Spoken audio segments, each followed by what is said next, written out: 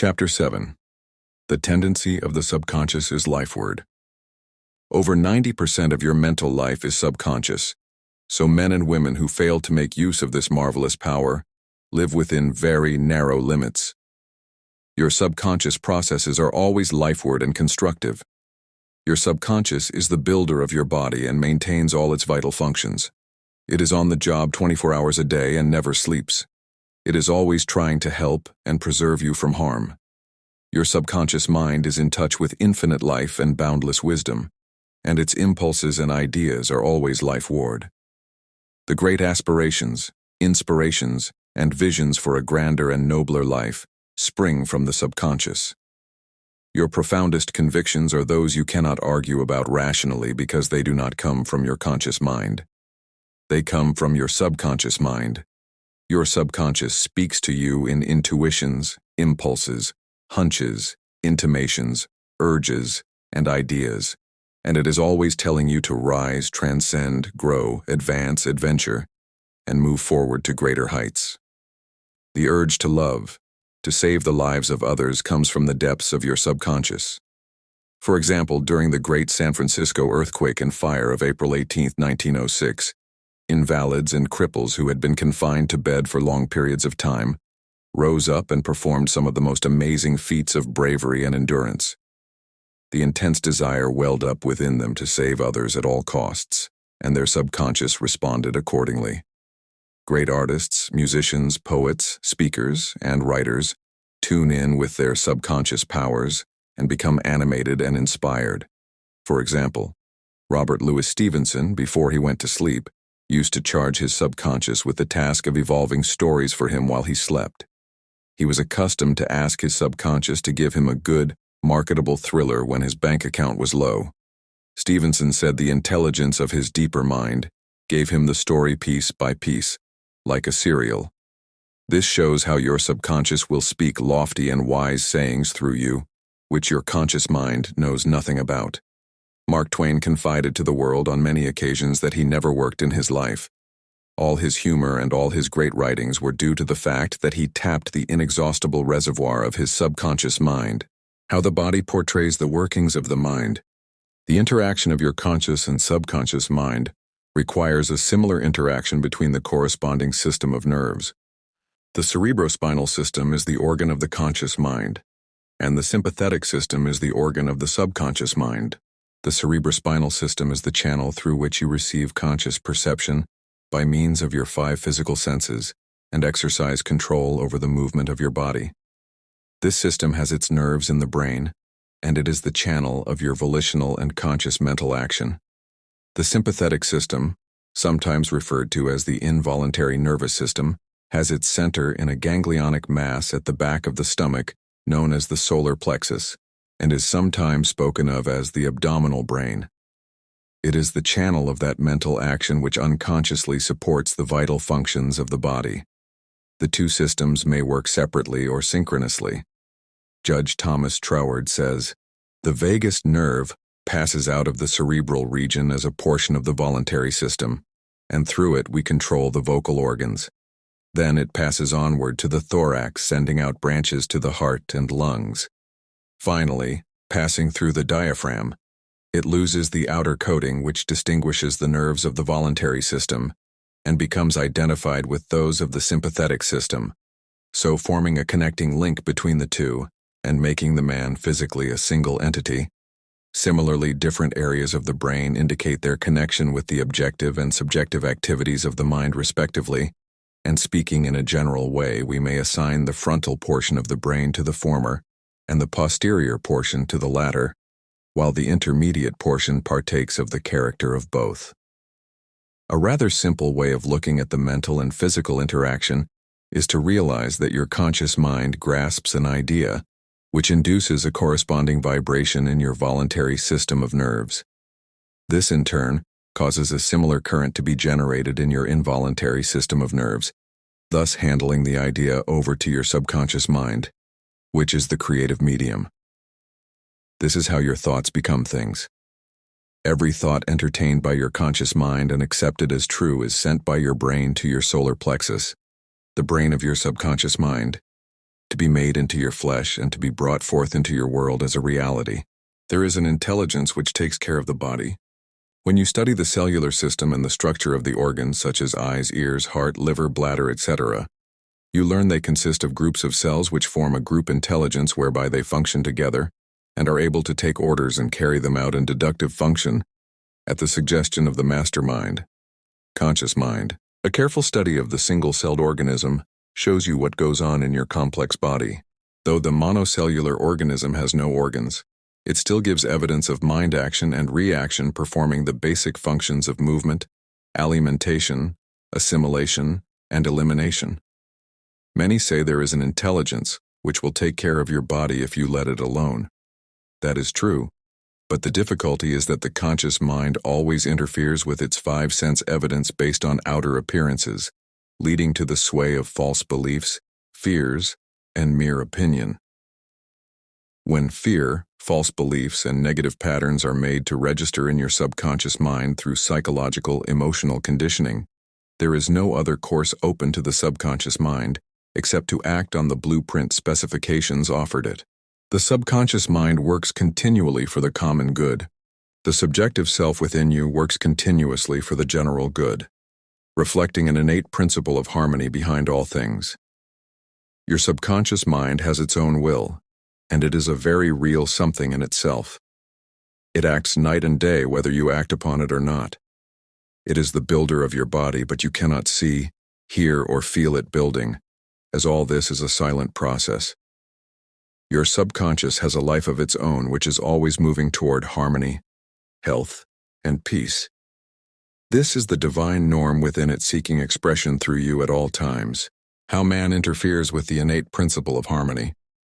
To think correctly, scientifically, we must know the truth. To know the truth is to be in harmony with the infinite intelligence and power of your subconscious mind, which is always moving lifeward.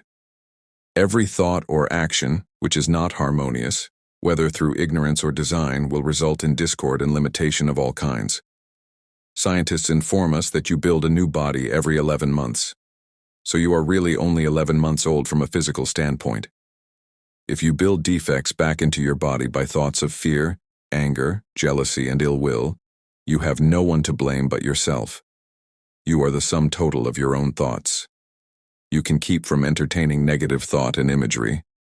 The way to get rid of darkness is with light. The way to overcome cold is with heat. The way to overcome the negative thought is to substitute the good thought. Affirm the good, and the bad will vanish.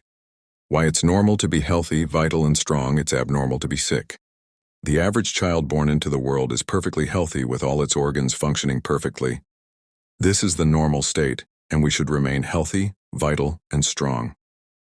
The instinct of self-preservation is the strongest instinct of your nature, and it constitutes a most potent, ever-present, and constantly operative truth inherent in your nature. It is, therefore, obvious that all your thoughts, ideas, and beliefs must operate with greater potentiality when they are in harmony with the innate life principle in you, which is forever seeking to preserve and protect you along all lines. It follows from this that normal conditions can be restored with greater ease and certainty than abnormal conditions can be induced. It is abnormal to be sick. It simply means you are going against the stream of life and thinking negatively. The law of life is the law of growth. All nature testifies to the operation of this law by silently, constantly expressing itself in the law of growth. Where there is growth and expression, there must be life. Where there is life, there must be harmony. And where there is harmony, there is perfect health. If your thought is in harmony with the creative principle of your subconscious mind, you are in tune with the innate principle of harmony. If you entertain thoughts which are not in accordance with the principle of harmony, these thoughts cling to you, harass you, worry you, and finally bring about disease, and if persisted in, possibly death. In the healing of disease, you must increase the inflow and distribution of the vital forces of your subconscious mind throughout your system. This can be done by eliminating thoughts of fear, worry, anxiety, jealousy, hatred, and every other destructive thought which tends to tear down and destroy your nerves and glands, body tissue which controls the elimination of all waste material. POTS disease cured. In the Nautilus magazine of March 1917, there appears an article about a boy suffering from Pott's disease, or tuberculosis of the spine, who had a remarkable healing.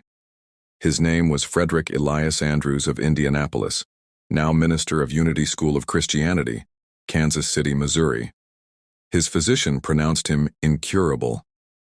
He began to pray, and from a crooked, twisted cripple going about on hands and knees, he became a strong, straight, well-formed man. He created his own affirmation, mentally absorbing the qualities he needed. He affirmed over and over again many times a day, "I am whole, perfect, strong, powerful, loving, harmonious, and happy."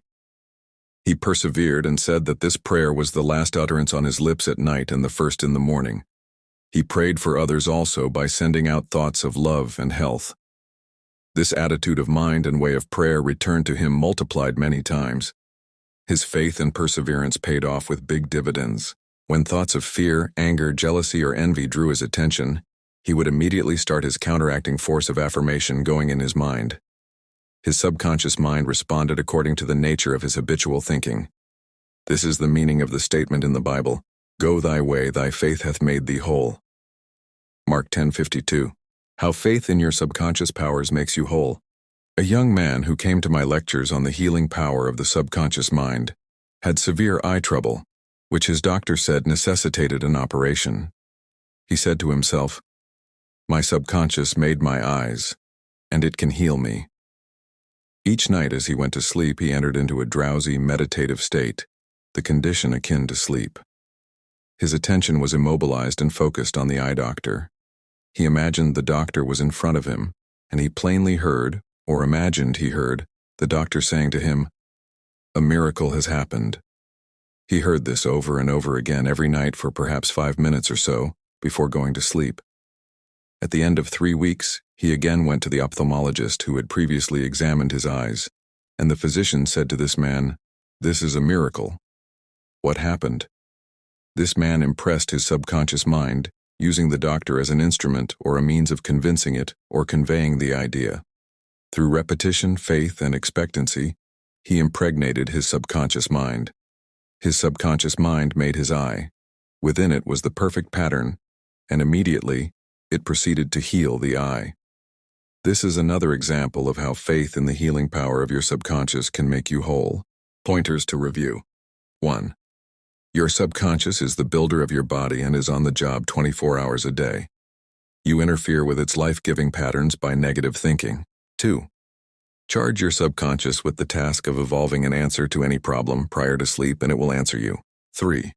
Watch your thoughts. Every thought accepted as true is sent by your brain to your solar plexus, your abdominal brain, and is brought into your world as a reality. 4. Know that you can remake yourself by giving a new blueprint to your subconscious mind. 5. The tendency of your subconscious is always lifeward. Your job is with your conscious mind. Feed your subconscious mind with premises, which are true. Your subconscious is always reproducing according to your habitual mental patterns. 6. You build a new body every 11 months. Change your body by changing your thoughts and keeping them changed. 7. It is normal to be healthy. It is abnormal to be ill. There is within the innate principle of harmony. 8. Thoughts of jealousy, fear, worry, and anxiety tear down and destroy your nerves and glands, bringing about mental and physical diseases of all kinds. 9. What you affirm consciously and feel as true will be made manifest in your mind, body, and affairs. Affirm the good and enter into the joy of living.